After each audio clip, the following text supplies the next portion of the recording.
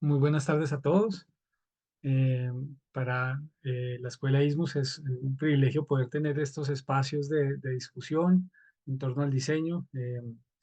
La Escuela ISMUS es una universidad enfocada en carreras de diseño. Para los que de pronto no nos conocen, tenemos en este momento cuatro licenciaturas en arquitectura, arquitectura interior, diseño industrial y de producto y diseño de comunicaciones.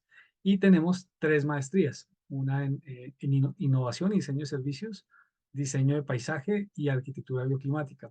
Entonces, nos gusta propiciar estas discusiones en torno a los temas que trabajamos desde las licenciaturas y desde las maestrías. Y hoy tenemos dentro del marco de la maestría en innovación y diseño de servicio al diseñador industrial Juan Francisco Frucci. Él es diseñador industrial y de producto.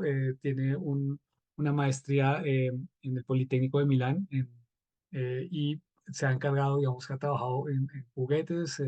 Ha trabajado con una empresa muy importante que se llama Happy Toys. No sé si lo pronuncié bien, pero los que la conocen es una de estas marcas grandes y que siempre está como en temas de innovación. Y actualmente es el director de la carrera de diseño de producto en la Universidad de las Américas en Ecuador, en Quito. Entonces, es alguien que también ha hecho parte de la planta docente de la maestría. eh, ha sido también profesor en pregrado en diseño industrial y de producto, y pues es un privilegio para nosotros hoy tenerlo en estas discusiones, donde hoy nos va a hablar precisamente sobre esto de lo que se trata el diseño de servicios, que él lo denomina diseñar lo intangible, y que es un título bien sugestivo en torno a esas cosas que a veces como diseñadores no podemos como medir y controlar, pero que son parte fundamental del quehacer del diseño. Entonces, Juan Francisco, bienvenido y muchísimas gracias por abrir un espacio en tu agenda para participar. Muchas gracias, Álvaro. El gusto es mío. Espero que me estén escuchando bien. Les saludo a todos desde la universidad, desde la UDLA de Quito, Ecuador. Me complace poder hablar de diseño de servicios, me complace poder contarles un poco de qué aquí viene esto de diseñar lo intangible. Así que eh, la historia larga, corta, vendría a ser, ¿qué pasa si diseñamos un producto y este producto es solo un fotograma de lo que en cambio un servicio viene a ser una película? El producto en el tiempo, cómo se desarrolla, cómo se involucra a la persona en distintas interacciones. Diseñar un servicio es añadir la variable del tiempo. Eso decía mi director de la maestría, Francesco Zurlo, en Milán. Yo les voy a compartir una presentación para que podamos de alguna manera contextualizar lo que estamos hablando y que podamos después pasar a unas buenas preguntas que seguramente son importantes. Si alguien me puede confirmar que estamos ya viendo la pantalla, Sí, perfecto. genial, aquí dice que está cargando. Entonces vamos a hacer un pequeño, una contextualización de qué significa esto de pasar del producto al servicio, de diseñar cosas materiales que sirven a los usuarios, que sirven a las empresas para vender, ¿no es cierto? A pasar a diseñar lo intangible. Todo viene, pues, también de un análisis interesante. Hay la escalera del diseño, un instrumento diseñado eh, por el Centro de Diseño danés y luego fue inclusive tomado por otros centros de diseño también en Latinoamérica. Hay como una escalera, ¿no es cierto? Hay momentos, hay sectores que no necesitan diseño o que voluntariamente se están quedando fuera de lo que es el diseño. Es el no diseño en la etapa uno. La 2, en cambio, son empresas que adoptan el diseño entendiéndolo solamente como algo de maquillaje, como algo estilístico, como algo que se da al final de la etapa, que se puede presentar, diseño como estilo. Quien entiende un poco más la potencia del diseño lo introduce ya a lo largo de todo su proceso, no solo al final. Esa sería la etapa 3, la del diseño como proceso. Y hay que, quien se habla que el diseño ya empieza a ser parte de las grandes reuniones, grandes corporaciones a veces o de las empresas que tienen una visión más global, donde el diseño es un factor diferenciador, por lo tanto es parte de la estrategia. Hay quien ha incluido otros pasos intermedios, el acercamiento intuitivo o el diseño como innovación como justo antes de la estrategia, pero también se puede hablar de que la filosofía del diseño, en realidad design thinking es pensamiento de diseño, pero es lo que más ha ido permeando. Yo creo que los que han pasado del producto al design thinking, aquí está la foto de Tim Brown, no sé si alguien lo conoce, lo tiene presente, él es parte de este gran equipo de IDEO, que ha sido muy relevante en hacer entender al mundo qué es el design thinking o hacer entender al mundo cómo piensan los diseñadores. De hecho, estas etapas en las que se empatiza con el usuario, se analiza, se vuelve a idear, se vuelve a prototipar. Son momentos divergentes y convergentes, que se abren las posibilidades y se cierran las posibilidades. Esto también tiene que ver con el pensamiento integrador. Otra persona importante para el diseño ha sido Roger Martins, aunque no ha sido diseñador, en el que habla de que lo más interesante del diseñador es la capacidad de integrar cosas que aparentemente son opuestas e integrar cosas que sean deseables, pero que sean factibles y viables, es el sweet spot que buscan todos a la final, ¿no? ¿Qué pasa entonces con el design thinking? Es como la evaporación del diseño. Eso lo vemos más adelante, pero el diseño es como que se empieza a valorar desde afuera, desde los no diseñadores, justamente a través de esta gente que empieza a meterse, están aquí colándose los fundadores de IDEO, justamente Tim Brown y David Kelly, en la revista Business Week o en el Harvard Business Review. Empieza a haber un capítulo del Design Thinking, una especial que habla de Design Thinking. Esto pasa en los años 2000.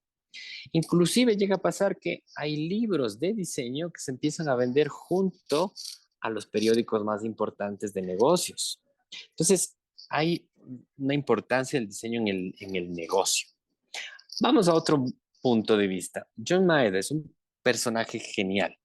John Maeda, digamos así, que es un artista que quería ser artista, que sus padres inmigrantes le dijeron, no, tú debes hacer algo útil, algo que te dé trabajo. Entonces tú vas a estudiar informática.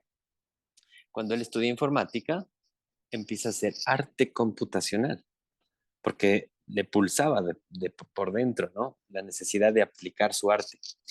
Y fruto de todas sus experiencias, saca este libro muy interesante, Las leyes de la simplicidad, que recomiendo a todo el mundo. Es justamente un libro simple y sencillo también de leer. Pero ¿qué pasa con él? Como trabaja desde la técnica, desde la informática, hace arte, porque eso es lo que él logró hacer como titulación de su carrera, entendió lo que es el diseño. Entonces él terminó, graduado del MIT, siendo el director de la Rhode Island Design School, sin ser diseñador. Y después fue contratado un tiempo, ahora ya no está ahí, en una compañía de inversores. Entonces esta triada de tecnología, arte, el diseño como intermediario de las dos, pero el diseño también como intermediario entre el mercado, ¿no es cierto?, los inversores, es lo que él llama prácticamente, es que hay un elemento importante que se nos puede estar olvidando a los diseñadores, pero que los demás stakeholders, los que están alrededor del diseño, sí pueden apreciar. Y es, por ejemplo, en la utilización de una nueva tecnología o de un nuevo producto. Aquí en la curva que nos muestra es que si mejoramos y mejoramos la tecnología, es como que ya se pasa del punto óptimo, ¿no? Las personas dicen, no la necesito, luego quizás sí la necesito, estoy bien y ya me acostumbré a la tecnología. Ya nos acostumbramos al uso del celular, ya nos acostumbramos a ciertos usos de redes sociales, etcétera. Pero lo que vuelve a hacer crecer la necesidad de adoptar nuevas tecnologías o de encontrarles nuevos usos a esas tecnologías ya no es una mejora en la tecnología o una innovación puramente tecnológica, sino algo que el diseño pueda ayudar a conectar con la parte emocional. Paso del necesito esta tecnología porque todos la tienen, porque todos la usan, a, me siento bien, la percibo y la amo. Es un nuevo paradigma prácticamente. Y otro cuadro interesante que habla de la economía de la experiencia es que cuando se van diferenciando los mercados, obviamente aparecen las commodities abajo, un mercado indiferenciado, ¿no es cierto? Productos genéricos, buenos para todos, en fin. Si uno quiere sobresalir y empezar a tener competitividad, va a hacer nuevos productos y luego va a entregar servicios y al último va a generar y diseñar experiencias. Entonces, lo que se ve en esta escalera del diseño, y es una tendencia global, constante, es que al subir es como que el diseño se fuera evaporando. Y eso es un interesante cuestionamiento entre quienes hacemos diseño de producto. Como decía Álvaro, yo he diseñado juguetes, eh, y claro, hay esta tendencia que busca ser la contraria a la digitalización también en el ámbito de juguetes, ¿no? Pero es fuerte la tentación de también evaporarse en ese sentido, encontrar una solución más rentable a veces en usar productos digitales también. Otra cosa que sucede también es que pareciera que la disciplina también se puede evaporar como tal. Todos podrán diseñadores, porque todos pueden estudiar un módulo, un semestre de Design Thinking. Eso está pasando en Estados Unidos. Se dan módulos de Design Thinking y certificados de 15 horas, 20 horas, y hay gente que dice que ya puede diseñar, es diseñador, o que puede vender servicios de Design Thinking. Y claro, la realidad es un poco mm, muchos más grises que solamente eso, ¿no? Tim Brown, que es muy propositor de esto, dice, es muy importante el diseño para que solo lo hagan los diseñadores. Entonces, democratizar el diseño es justamente entregar masivamente las herramientas del diseño a muchas personas. Y se puede ver en tendencias actuales, ¿no? Siempre se pone al diseñador como parte de un proceso participativo con el usuario o el cliente final. Hay cada vez más concursos como este OpenIDO de abajo, en el cual se pregunta a la comunidad soluciones y se saca una solución facilitada por diseñadores, pero generada por toda la comunidad. También tendencias de hacer las cosas, de producir con la fabricación digital, impresiones 3D, etcétera, el movimiento de los makers, que quizás es más fuerte en otros países, no tanto en los latinos, pero que el usuario produce lo que necesita. Entonces, ¿qué es lo que pasa aquí? El que diseña cosas, o quién sabe de ustedes que están aquí participando, vienen de la arquitectura, vienen de otras carreras de comunicación, mm, inclusive gente de psicología muy bien, también podría ser un prospecto interesante. Se pasa de diseñar cosas a diseñar servicios. ¿Por qué? Porque ahora es importante la visión holística de cómo se viven las experiencias. La innovación social también está apuntada por algunos. Digamos que el diseño en los noventas estaba enfocado en el crecimiento económico de las empresas que vendían diseño, ¿no es cierto? Era un factor de competitividad para las empresas. Y por lo tanto estaba también enfocado en dar el producto más creativo, innovador, slash cualquier característica que ustedes digan, para ganarle a la competencia. Pero ahora, en nuestro contexto actual, hay nuevos problemas y más complejos que antes. Hay todo el drama, digo yo, entre comillas, del fenómeno transmedia, de que todos nos informamos de maneras muy ubicuas, indiferenciadas. No es por canales tradicionales de ver el periódico, que están muriendo los periódicos, de ver la televisión, el noticiero. Nos informamos por los grupos de WhatsApp, nos informamos por lo que nos cuentan en ese grupo privado o lo que dijo tal persona en la cual confiamos en redes sociales. Entonces hay nuevos problemas o hay viejos problemas en nuevas condiciones. Y como hay necesidades de enfrentar estos nuevos problemas, unas nuevas herramientas tienden a ser las que pueden manejar esta complejidad. Y por lo tanto, los servicios se proponen como algo más holístico que estudia la totalidad de la persona, el comportamiento de la persona. Y los servicios se están convirtiendo en la razón por la cual muchos productos cambian de su forma.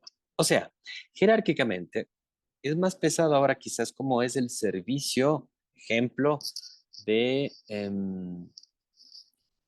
bueno, hace un tiempo el ejemplo concreto era el iTunes, ahora ya es diferente, ahora tenemos otro tipo de plataformas como Apple Music, Spotify, etcétera.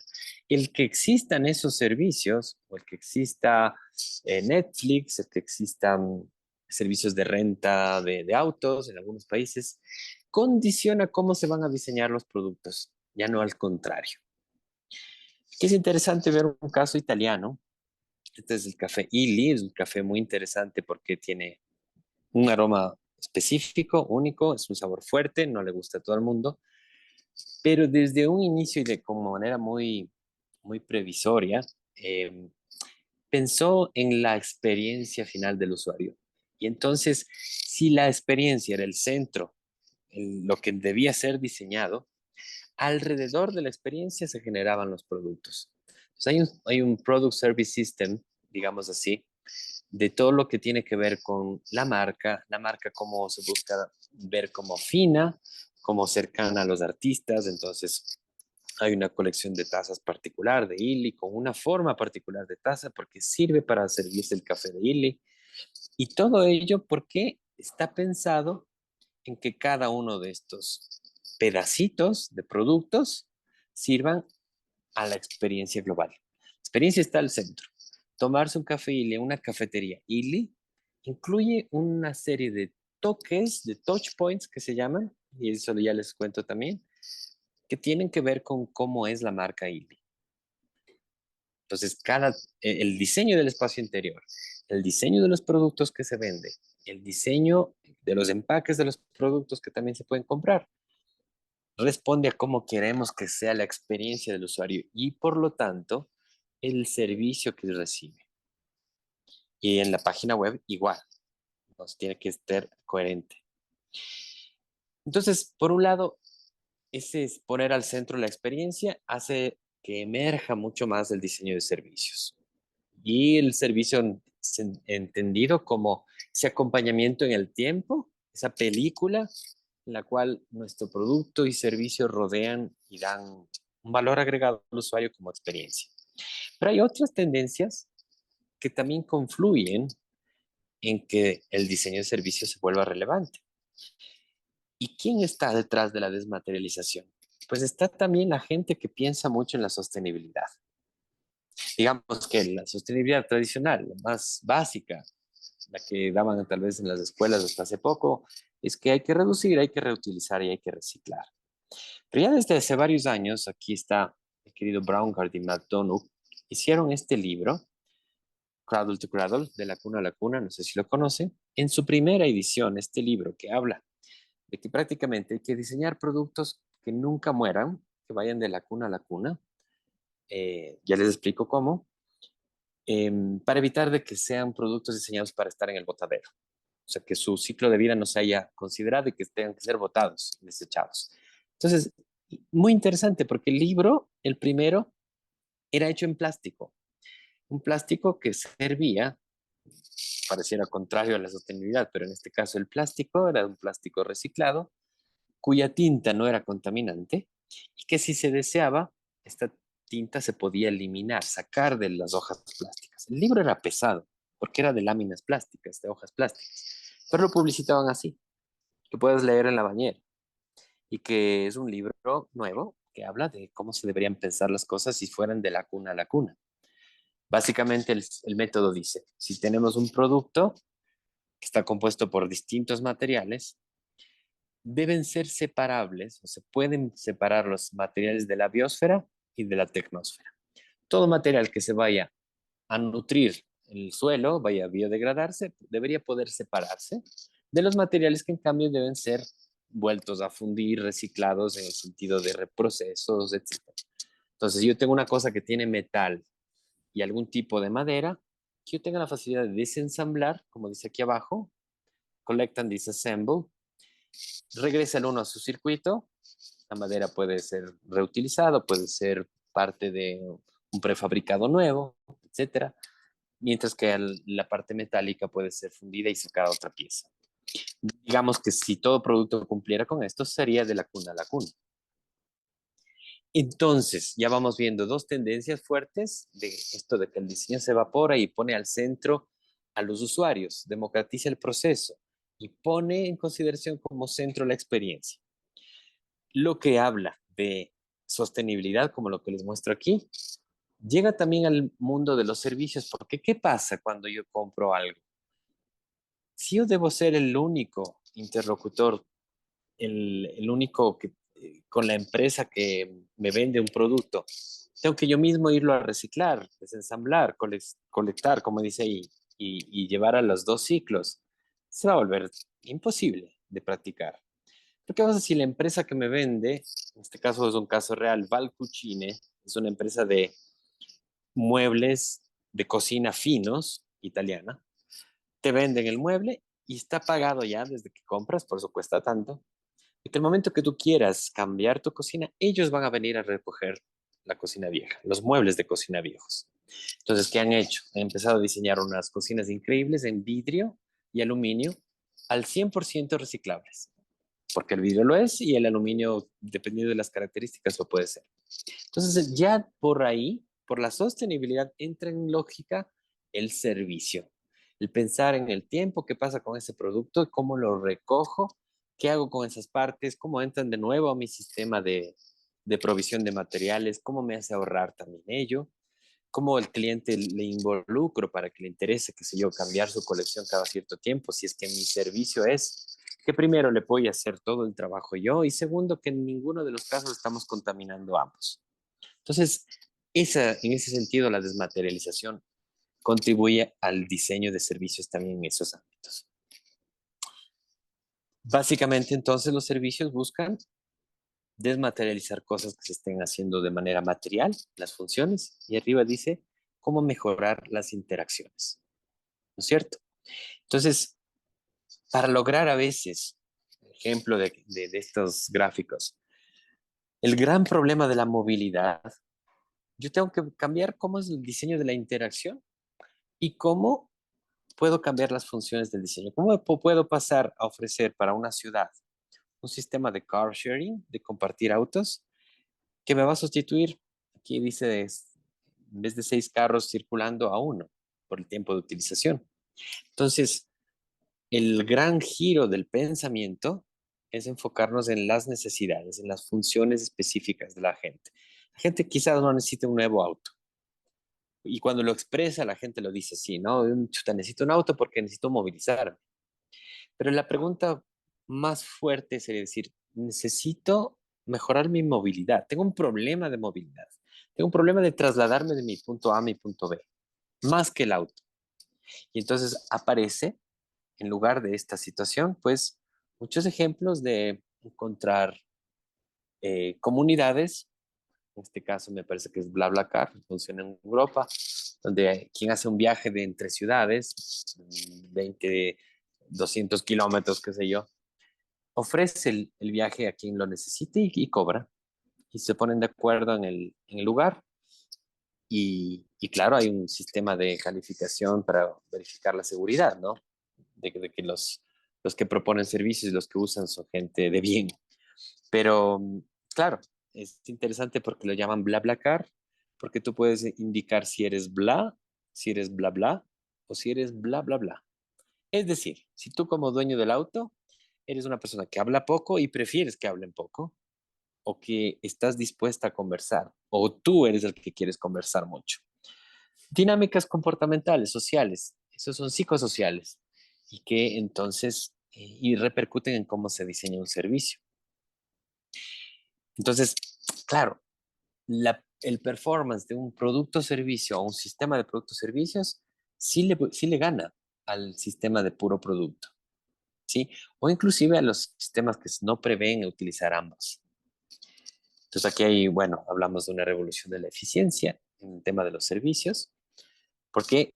Porque mejora en todos los ámbitos. Si se desmaterializa en ciertos ámbitos, se reduce el impacto y se mejora la utilización del tiempo, de los demás recursos que tienen las personas. Es el ejemplo muy clásico de que nadie necesita un taladro. Lo que necesita es un hueco en la pared. O de hecho, Si vamos más a fondo, necesita que ese cuadro esté en la pared. Y para llegar a ello hay que perforar la pared. Y ese hueco de 1/4 de pulgada que dice ahí, lo puedo lograr con una herramienta. Ahora, el medio es el taladro y el fin es el orificio. Si yo pienso cada vez menos en el taladro, en el medio, pienso mucho más en el fin, yo puedo innovar en servicios. Yo puedo buscar innovar en servicios. Entonces, aquí lo que hemos dicho. Si el ser humano necesita movilizarse, pues veamos qué es lo más conveniente. Necesita compartir una bicicleta, necesita esta tendencia nueva de los scooters eléctricos. ¿Qué tipo de cosas necesita? Detrás de cada producto existe un problema que está buscando ser solucionado. Y yo con esto ya empiezo a llegar hacia la parte final. Tengo aquí algunos ejemplos de cómo empresas fuertes, bueno, la de aquí es de un car sharing de Milán, por eso está ahí en italiano, de cómo ha ido creciendo y inclusive ha llegado a tener competidores en la misma ciudad, em, y en la cual los diseñadores no es que han dejado de diseñar cosas, sino que han adaptado el diseño de productos para que encajen en los servicios. Y los servicios, ese hilo intangible que une los distintos momentos de uso, está diseñado también. También Xerox, desde hace mucho tiempo, ha empezado a vender más que nada el servicio de impresión, más que las máquinas de impresión, lo que conocemos en el leasing que hacen, ¿no? Lo pasó ya hace 20 años con este florecimiento de todos los MP3 players, ¿no es cierto? Que muchos de nosotros habremos visto tal vez. Y fue una revolución cuando comienza iPod, pero sobre todo iPod y iTunes. Cuando sale iTunes, miren ahí en 2000, parece que hablamos de los años 2000, sí, 2003, 2004, cómo se dispara las ventas en iTunes y el dominio del mercado que tuvo. Ahora, esto fue desplazado por las plataformas de streaming online, los Spotify, Apple Music, etcétera. Pero toda la familia de productos que existían estaban diseñados como un sistema de producto-servicio.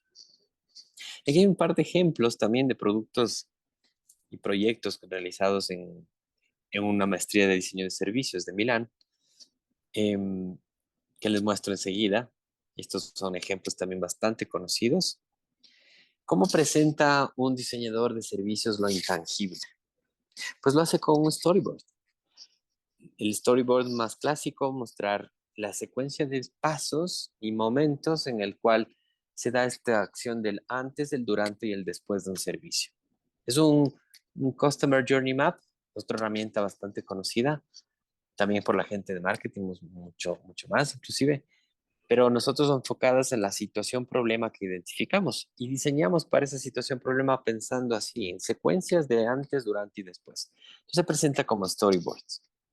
Hay varios ejemplos, inclusive académicos, de qué es lo que hace un servicio y cómo la herramienta Storyboard funciona muy bien. Aquí hay el ejemplo de que se mostraba un servicio, de que alguien se va, se toma muchas copas de cerveza y puede llamar a alguien que viene con su scooter y le lleva a su casa en su propio auto y se regresa con el scooter. Ejemplos que pueden parecer banales quizás ahora, pero fueron proyectos académicos que algunos de ellos terminaron siendo realizados, ¿no? ¿Qué pasa con el reciclaje? ¿Qué pasa con las etapas? Aquí veamos un storyboard que habla de la interacción. Sí, el punto del storyboard, que es una línea, ¿no es cierto?, de secuencia, se vuelve ya en más niveles, es importante. ¿Qué pasa en nivel plataforma? ¿Qué pasa con los operadores? ¿Qué pasa con el que tiene el lugar? ¿Qué pasa con los que están ya interactuando con el objeto? Y eso luego evoluciona en lo que se llama un Service Blueprint, que es un mapa del servicio, súper detallado de cómo se involucra la gente. Igual, otros storyboards, un interaction storyboard del mismo, donde se separa qué pasa con el usuario, la aplicación, qué pasa a nivel técnico, el servidor, qué pasa con eh, la parte de la fábrica, los proveedores, la entrega, etcétera. Y hay también otras herramientas interesantes como mapas de sistemas. Todas estas son herramientas de diseño de servicios, ¿no? Cuando uno hace un mapa de sistema, por ejemplo, en el ejemplo anterior que les decía, hay un flujo de información que hay que considerar para diseñar las interfaces. Hay un flujo físico, en el caso aquí de los scooters, y aquí un flujo de personal, de los choferes. También se puede incluir un flujo de dinero. ¿El dinero dónde va? Va directamente del usuario a la cuenta de la empresa, que es lo que pasa con Uber, ¿no es cierto? Paga a través de la tarjeta, llega a la empresa y la empresa luego hace llegar a los conductores.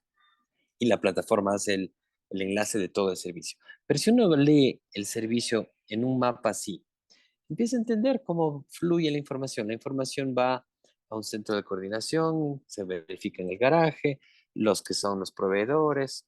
Esta lógica es muy interesante contarles porque este proyecto es antes de que salga Uber.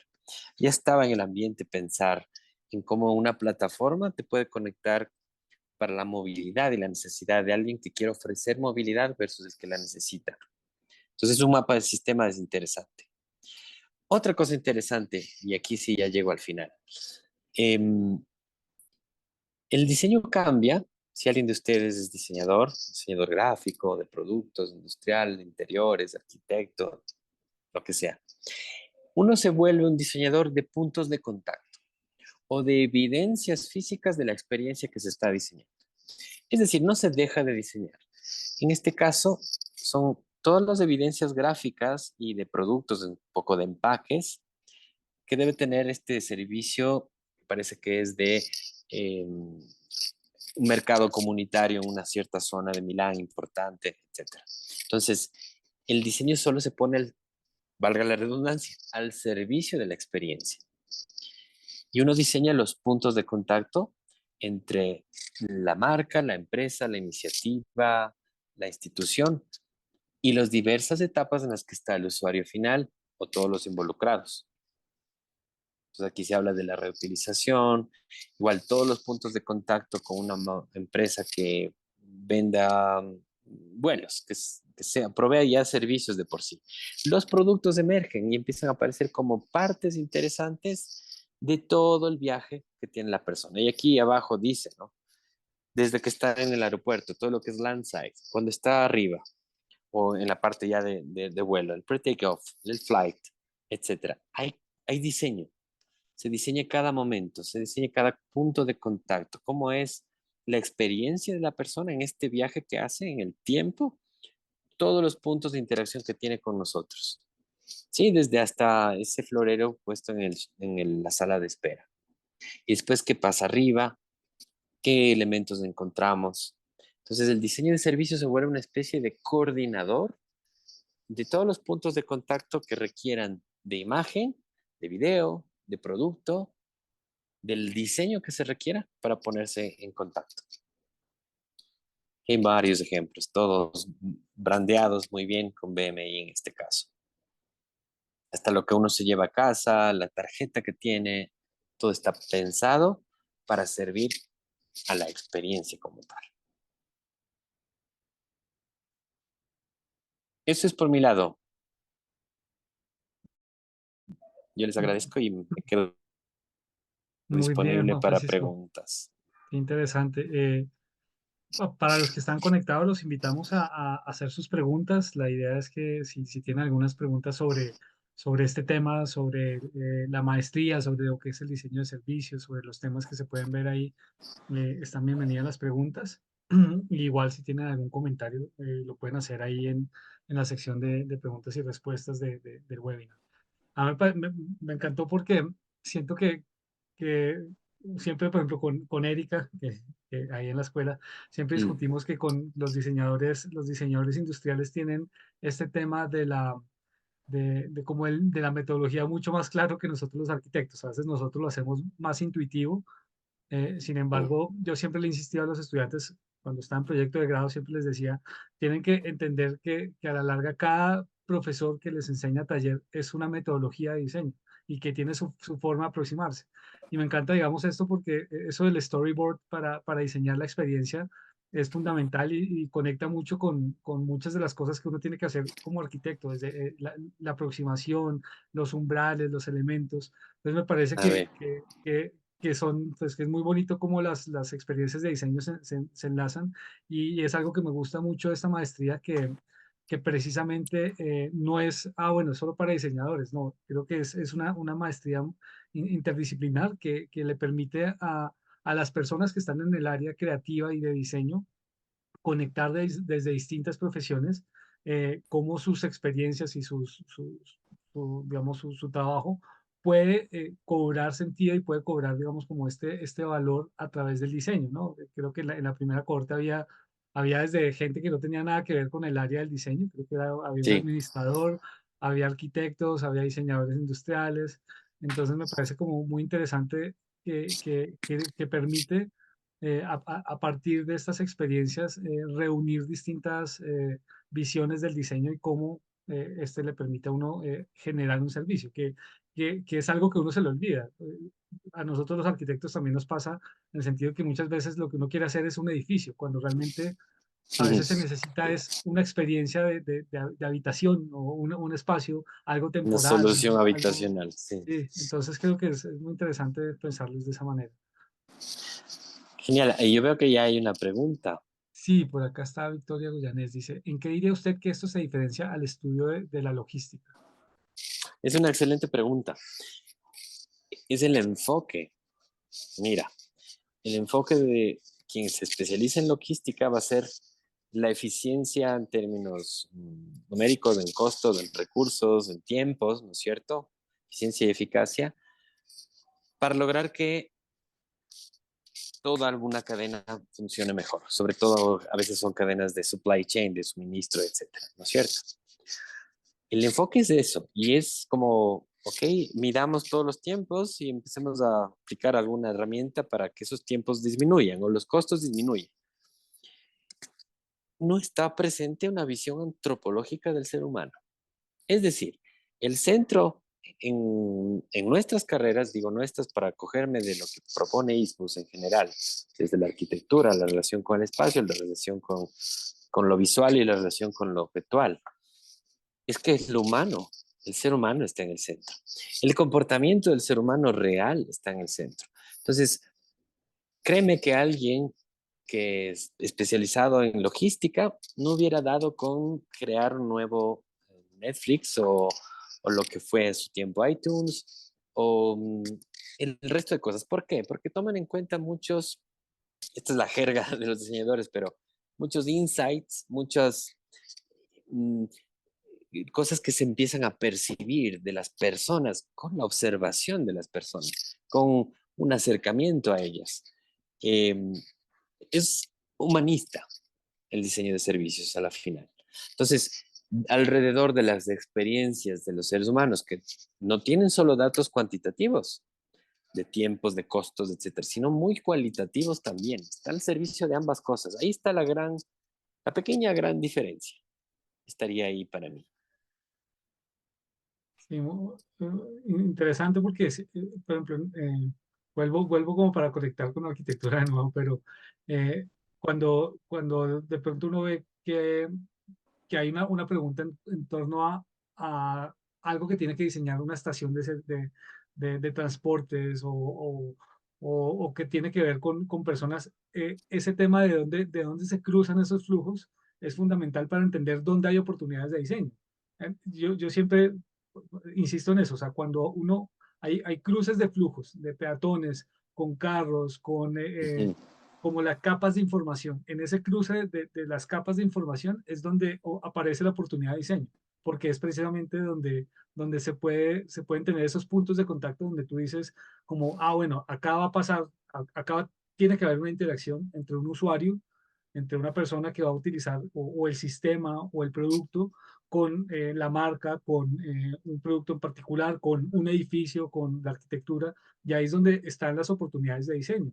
Pero me parece que es muy claro entenderlo así y entender como que el diseño de servicios no es solo como ese diseño de lo intangible, me parece que es muy, pues aparte de lo poético que suena, es muy cierto que le permite a uno entrar a una dimensión diferente del diseño de solo hacer los objetos, ¿no? Y lo que tú decías, o sea, una cosa es hacer como una viñeta versus hacer toda la película y creo que en entenderlo en esa magnitud es bien interesante. Sí, es curioso. Me gustó también que lo menciones, esos puntos de contacto con arquitectura, sí, hasta subimos de escalas, urbanismo. Claro que nadie dice que el diseñador de servicios lo pueda hacer todo solo y que lo sepa hacer todo, pero sí debe tener y puede tener la capacidad de conectarse con grupos multidisciplinarios, inclusive luego de, como tiene una visión global, general, de ser coordinador de esos grupos, de ser promotor, de ser alguien encargado. Porque, claro, en cualquiera de estos ejemplos que comentas, ahí que la normativa viene por un lado, por el otro lado otros eh, estímulos de que deseen innovación, y uno tiene que mediar, pero para eso tiene que gobernar también la complejidad. Y las herramientas que se utilizan generalmente en diseño de servicios son muy interesantes porque buscan simplificar esa complejidad para poder moverla, ¿no? Para poder tocarla, diseñarla. Y me gustaba también eso que mencionabas al principio, de pronto, de esta conexión de tecnología, diseño y ya de inversiones, porque Ujú. precisamente son estas empresas de grandes inversiones las que tienen muy claro el diferencial del diseño y cómo esa experiencia de usuario es fundamental para hacer fidelización, para hacer que las personas se queden y tengan una experiencia muy fluida en sus plataformas, con Exacto. el manejo de cada una de las cosas. Y a veces uno, pues creo que es una de las cosas que se tiene que entender que hace parte de la experiencia del diseño. Entonces, muy interesante eso. Bien, parece que llega otra pregunta. Sí, ¿quieres leerla tú? Sí. Ujú. En un área, en una era, perdón, donde la tecnología y herramientas están a la mano de todos, ¿cómo eso afectaría la mirada de los diseñadores al área profesional? Si muchos creadores de contenido, inclusive influencers, se llaman a sí mismos diseñadores solo porque consideran que tienen o han armado una marca con seguidores. Mm. Todos vivimos en un momento histórico complejo. Creo que complejo es una palabra objetiva, no estamos diciendo que sea feo, duro, difícil, em, pero el advenimiento de que cada vez las herramientas simplifican procesos. El famoso Canva a la final, ¿por qué lo usa tanta gente? Es que sí es más amigable que otras herramientas de diseño, que están pensadas para hacer cosas más sofisticadas, pero que un gran parte del público no requiere esa sofisticación. Entonces, igual, Canva es un producto hecho por diseñadores, ojo, ¿no? Y gente que dijo, bueno, no sé si traición al resto del grupo y del gremio, pero que fundaron Canva con el objetivo de que se difunda mucho. Lo pensaron y diseñaron una excelente aplicación. Y entonces, ¿qué pasa? Que hay mucha gente que ya se mete a hacer cosas en Canva y pareciera ser que hace las veces de un diseñador gráfico, lo cual es totalmente discutible. Lo que ha logrado hacer es utilizar una herramienta para unos fines muy específicos que tiene. Asimismo, el ejemplo que dice de los influencers. Eh, en fin, eh, lo pueden hacer porque tienen esos fines. ¿Qué pasa con nosotros profesionales? Tendríamos que tener la capacidad de saber el alcance que logramos tener por tener otras herramientas que son propias de nuestra formación para que el uso herramental de ciertas tecnologías no nos afecte tanto. Es el mismo discurso de hablar de que la inteligencia artificial nos quita los puestos de trabajo. En la medida en que nosotros utilicemos la inteligencia artificial para liberarnos de ciertas tareas o para optimizar sobre todo, las herramientas generativas sirven para multiplicar las posibilidades.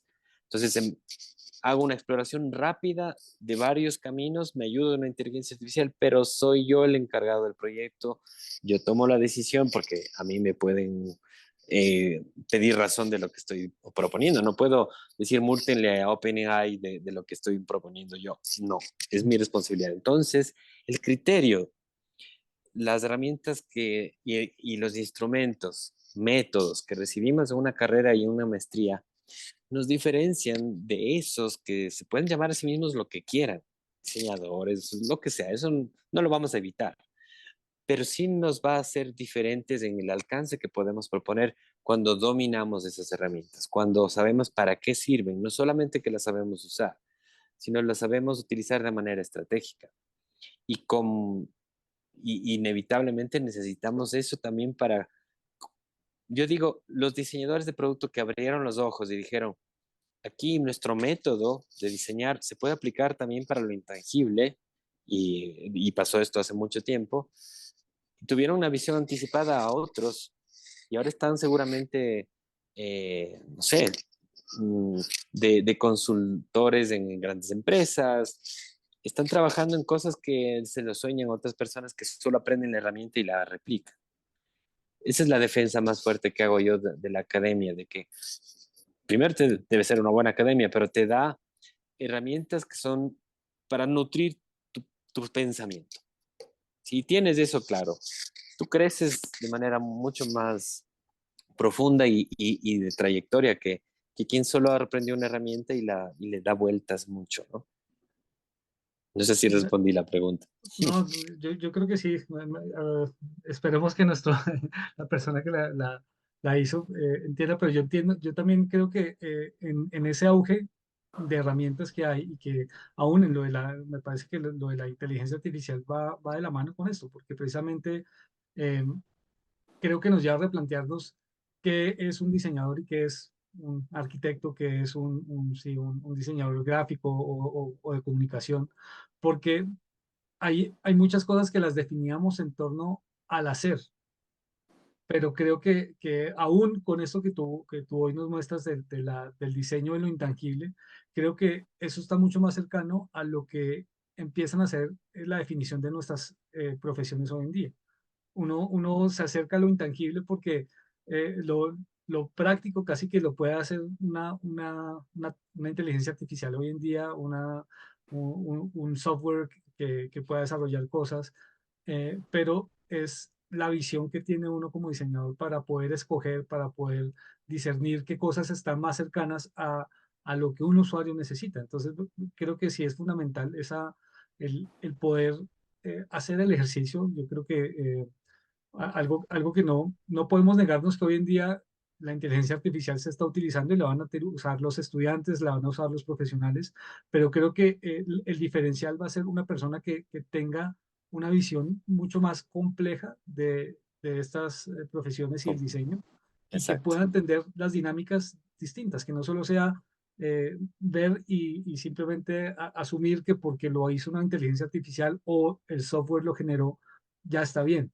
Creo que la pregunta es, ¿cómo tengo yo que evaluar y autoevaluar también el trabajo que yo mismo estoy presentando? Y eso, Ujú. eso lo lleva a uno a una discusión mucho más profunda. Sí, sí, sí. Es que se puede hablar mucho de eso, es tema de Eso va para otro caliente. webinar. Claro, es un tema muy caliente. No, Y tiene, precisamente hace 2 semanas hubo un encuentro de decanos de arquitectura de toda América. Asistieron 61 universidades de Estados Unidos y de Latinoamérica. Y una de las mm, bases de discusión fue sobre la inteligencia artificial, fue la más nutrida precisamente. Y parte de las preguntas que se hacían era en torno a cómo esto va a afectar la enseñanza, pero también el desarrollo de la profesión. Y creo que de las conclusiones es no podemos negarnos a que están, pero creo que sí nos lleva a replantearnos cómo formar y cómo formarnos también nosotros como profesionales en torno a asumir qué pueden hacer y qué no pueden hacer estas inteligencias artificiales e ir avanzando. Entonces, pues esa es una invitación. Creo que es una de las cosas que también, en el fondo, pues también se va a terminar viendo la maestría en torno a estas discusiones, ¿no? Porque creo que esto del diseño de lo intangible se acerca mucho a cosas que van a ser mucho más específicas y que no necesariamente puede ser diseñado solo por una inteligencia artificial. exacto. Pero bueno, ¿no? Yo creo que no hay más preguntas. Agradecemos la presentación. Yo quiero compartir un momento de lo que vamos a hacer. Est- Están invitados la próxima semana presencialmente en Panamá. eh, Ahí mismo un open house para las maestrías, donde van a estar algunos de los egresados y estudiantes de las maestrías en innovación y diseño de servicios, en arquitectura bioclimática y en diseño de paisaje. Eh, Se van a hacer pues digamos va a haber una conferencia de otro diseñador que es también profesor de la maestría de Innovación y Diseño de Servicios, que es Fernando El Vecchio, Lo a las conocemos 4 de muy la bien. tarde. Y a las 5 de la tarde vamos a tener ese espacio para compartir con los egresados, estudiantes, con algunas de las personas que están ahí metidas y que puedan tener ideas. Mañana también va a haber otro webinar sobre los retos que presenta el cambio climático frente al diseño del paisaje, con una experta en cambio climático de Portugal que se llama Cecilia Herzog. Y el jueves, otro webinar sobre arquitectura bioclimática en torno a las nuevas tecnologías y su aplicación concreta a la arquitectura bioclimática a cargo de Gabriel Gómez Álvarez y Camilo Caicedo, que son egresados de la maestría de bioclimática de ISMUS y a su vez profesores también de la maestría. Entonces, los invitamos a seguir conectados estos días. Juan, mil gracias por tu participación y por compartir estos conocimientos con nosotros y los esperamos en estos días y también los motivamos a que se inscriban en la maestría y que puedan profundizar en esto que hoy vimos, que es apenas un abrebocas de todo lo que se puede ver ahí.